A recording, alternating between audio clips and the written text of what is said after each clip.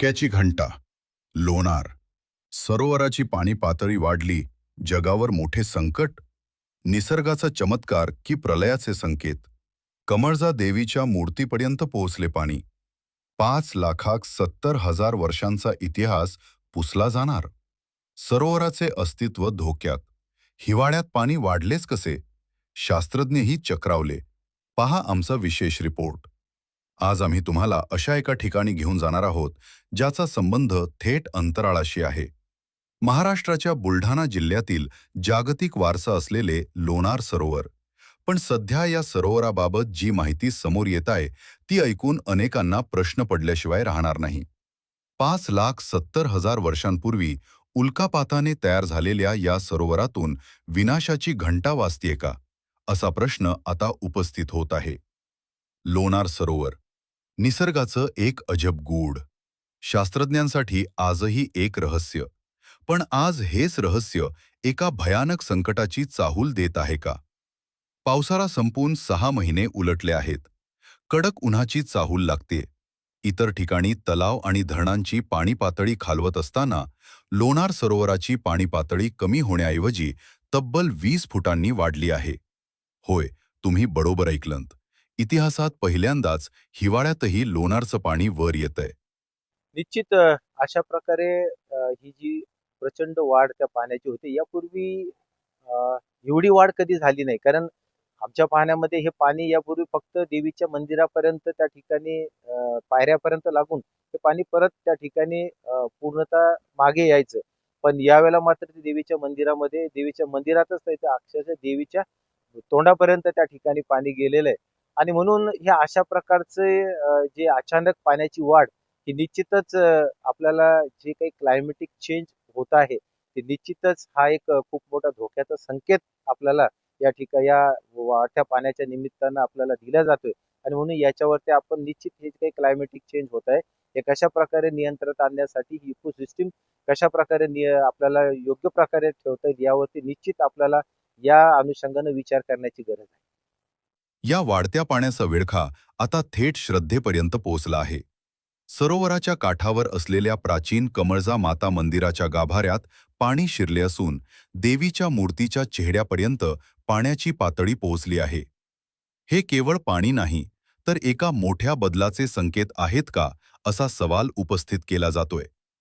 आम्ही लोणार शहरात सर्व शहरातले तरुण आम्ही एकत्र येऊन हे शहराची आमच्या लोणार सरोवराची जी पाणी पातळी वाढते, ज्यांना आमच्या सरोवराचं महत्त्व हे कमी होतंय, ते महत्त्व कमी न होऊ आमची जी श्राद्ध आमची जी आस्था आहे, आमची कमळजाई त्यांचं जे मंदिर हे पाणी पातळी वाढल्यामुळे बुडते ते बुडू नये यासाठी आम्ही सर्व तरुणांनी एकत्र येऊन शहरात साखळी उपोषणाच्या माध्यमातून उपोषण चालवलं होतं. ते उपोषण गेले अनेक दिवस चाललं.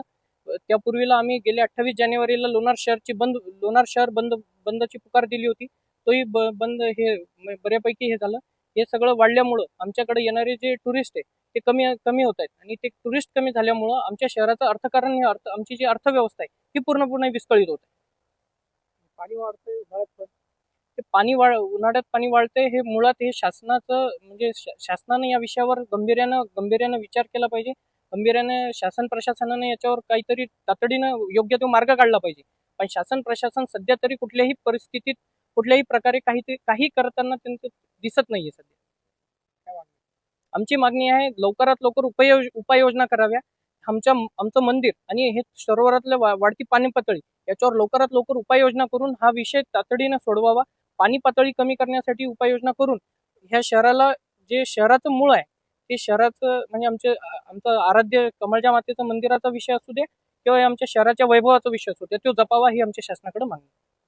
नवीन संशोधनानुसार हे सरोवर तब्बल 5,70,000 वर्ष जुने आहे. पण आज याचे अस्तित्व धोक्यात आले आहे. इथल्या पाण्यात अतिक्षार असल्याने कोणताही जीव यात जिवंत राहत नव्हता. पण आता पावसाचे पाणी आणि शहरातील सांडपाणी यात मिसळल्याने पाण्याचे नैसर्गिक संतुलन बिघडले आहे. क्षारांचे प्रमाण घटल्याने यातील दुर्मिळ जैविक घटक नष्ट होत आहेत. जर हे जैविक घटक संपले तर लोणारचे युनिक अस्तित्व कायमचे पुसले जाईल. याची पाणी पातळी जी आपल्याला वाढताना दिसते म्हणजे यापूर्वी सुद्धा लोणार सरोवर संवर्धन आणि विकासाच्या अनुषंगानं 2009 मध्ये एक जनहित याचिका नागपूर हायकोर्टामध्ये त्या ठिकाणी दाखल करण्यात आलेली होती आणि त्या अनुषंगानं त्याच्यामध्ये सुद्धा या सरोवरामध्ये त्यावेळेला पाणी त्या ठिकाणी वाढत होतं आणि म्हणून या सरोवरामध्ये जे पाणी वाढतंय त्याला त्या ठिकाणी या सरोवराच्या दक्षिण भागाला त्या ठिकाणी एक काळा पाणी धरण म्हणून जे त्या ठिकाणी पाटबंधारे विभागाकडून बांधण्यात आलेलं आहे. पूर्वीचं ते जे लोणार शहराला पाणी पुरवठा आणि शेतीसाठी त्या ठिकाणी प्रामुख्यानं त्या छोट्या धरणातून पाण्याचा वापर केला जायचा आणि ते पाणी या सरोवरामध्ये येतं अशा प्रकारची शंका त्याच्यामध्ये उपस्थित करण्यात आलेली होती आणि म्हणून त्या अनुषंगानं उच्च न्यायालयाच्या आदेशानं महाराष्ट्र शासनाने NGRI हैदराबाद म्हणजे नॅशनल जिओ रिसर्च इन्स्टिट्यूटला याचा अभ्यास करण्यासाठी त्या ठिकाणी नियुक्ती दिली होती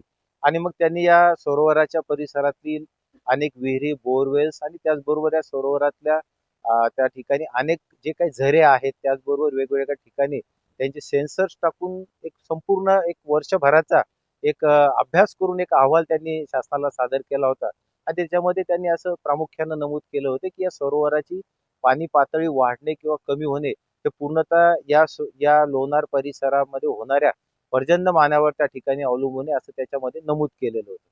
या भागामध्ये आपण जर बघितलं तर 2022 पासनं त्या ठिकाणी सातत्यानं पर्जन्यमान वाढत गेलेले.